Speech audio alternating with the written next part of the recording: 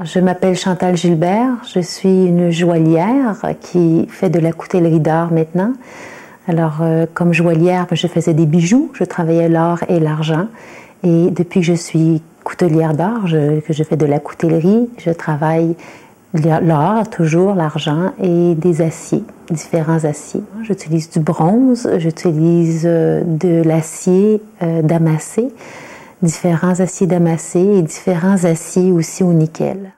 Ce que j'aime, c'est pouvoir utiliser des métaux que je vais être capable de travailler complètement moi-même et les souder, c'est les assembler par soudure, ce que je maîtrise. Lorsque je décide de faire un objet, un couteau, je commence toujours par m'interroger à quoi je veux que ce couteau-là serve. Et il va être destiné à quoi, finalement? Et ensuite, je vais choisir les sortes de métaux que je vais utiliser. C'est sûr que si j'utilise de l'argent et j'utilise de l'or, ça va être un couteau qui va être beaucoup plus décoratif ou de collection que si j'utilise uniquement, par exemple, le bois, que j'utilise beaucoup aussi, ou le bronze et l'acier, parce que l'acier, les lames sont tout le temps systématiquement faites en acier. Pour moi, c'est certain que l'or, c'est le roi des métaux. Ça a été le premier métal qu'on a pu retrouver à l'état pur et que l'homme a réussi à transformer aussi sans grande technologie, transformé par lui-même.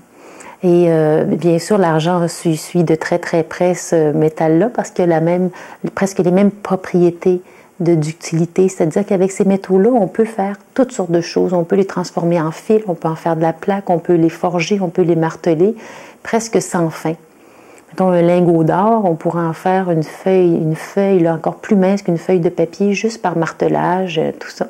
Alors pour moi, bien, c'est sûr que ces métaux-là sont les métaux les plus extraordinaires, mais on ne peut pas tout faire avec ces métaux-là. Alors, quand on dit qu'il y a une hiérarchie dans les métaux, en fin de compte, chaque métaux a une fonction bien spéciale. Il y a des choses qu'on peut faire avec l'or qu'on ne fera jamais avec l'acier.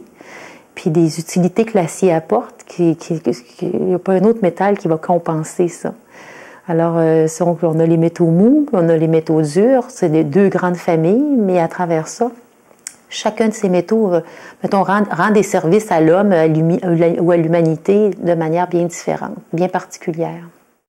Parfois, j'utilise d'autres métaux que l'or et l'argent, comme le bronze, par exemple, parce que ça amène une couleur différente. Par exemple, le bronze, comme le cuivre ou le laiton d'ailleurs, je peux les patiner.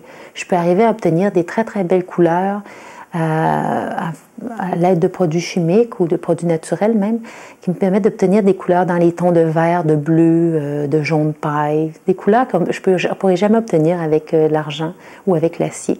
Puis aussi, c'est un métal qui est quand même beaucoup plus dur que l'or et l'argent, alors beaucoup plus solide. Alors, vous voyez, c'est des raisons des fois esthétiques et puis des fois fonctionnelles à l'utilisation, entre autres, du bronze.